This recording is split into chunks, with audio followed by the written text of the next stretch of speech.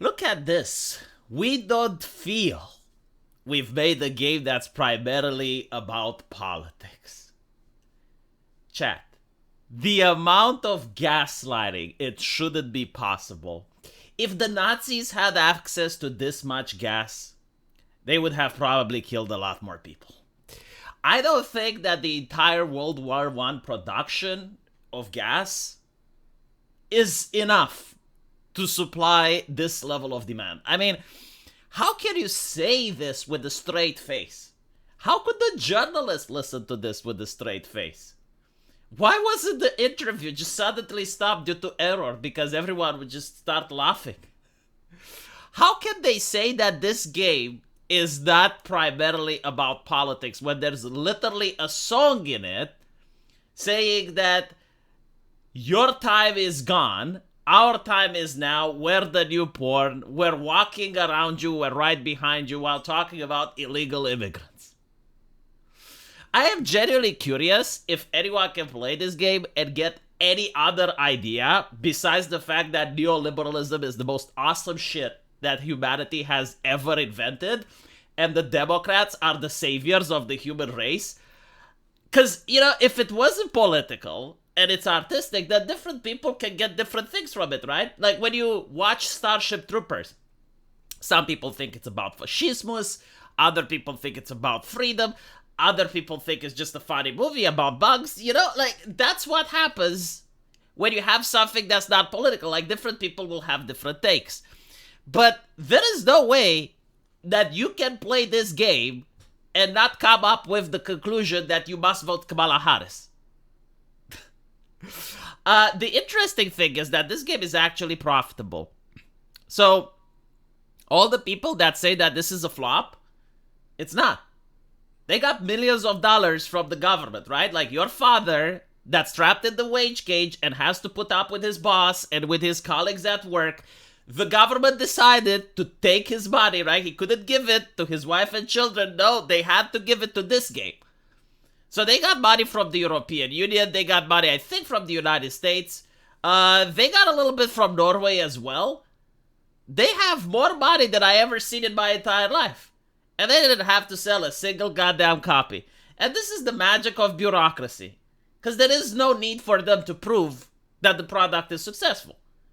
And not to mention, they actually did what the government asked them, which is to put diversity, inclusivity, and equity into the product. And it is probably one of the most diverse, inclusive, and equitable products, which is why people puke only seeing it, and no one decided to buy it. I noticed that usually you have like some shows, like some people defending you, like Ubisoft does and many other companies do. Not this game though. I haven't seen anyone, like I have seen people defending Concord, but I haven't seen anyone defending this garbage. And the main problem is, it's not that the characters are eyesores, and it's just like unpleasant to look at, but you also have to pay money for the experience. And on top of that, the characters are utterly awful. They are some of the worst human beings imaginable, and this is a game that the government's paid thinking that, yeah, this is what people need to see. Like, these are the role models that the government wants people to have. You get bullying as a superpower. Like, what are we talking about? In what world did they think it's a good idea? So we're watching the article from Bounding Into Comics, and they're saying in regards to Dustborn, which is set in an alternative fascist version of the United States, which, by the way, doesn't seem to have high levels of crime, doesn't seem to actually have any issues. It's just like people are inconvenienced. So the regime forces reject the idea of politics in entertainment and had players using the idea of canceling someone as a genuine combat mechanic.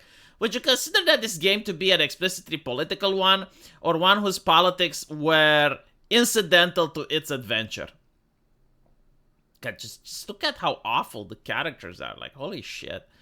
Common sense suggests that most, if not all, players would place it under the formal label. However, the same cannot be said about the CEO, which believes that not only is the game apolitical, but that critics accuse it of being such are completely off base.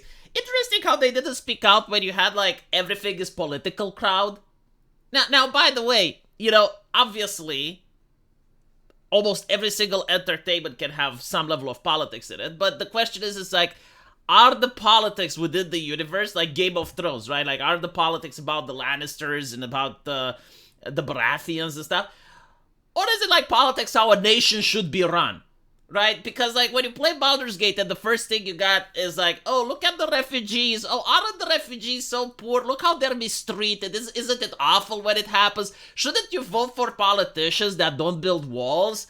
Right? Oh, look at them. Look, the refugees. They're with the druids. Aren't the druids evil? Now, given Baldur's Gate at least allows you to make whatever decisions you want regarding the refugees, but you can definitely tell that the writers not only put that in because current events, which is not necessarily always a big problem, but they were very sympathetic to those refugees that were robbing those druids blind, right? Like, they were stealing the druids' food, they were stealing the druids' priceless artifact, and it kind of is implied that, yeah, you need to empathize with them.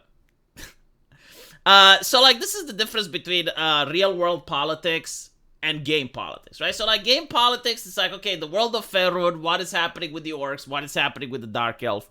Real-life politics is like, hey, refugees, shouldn't you vote Democrat? Aren't people who are against the Democrats bad people, right?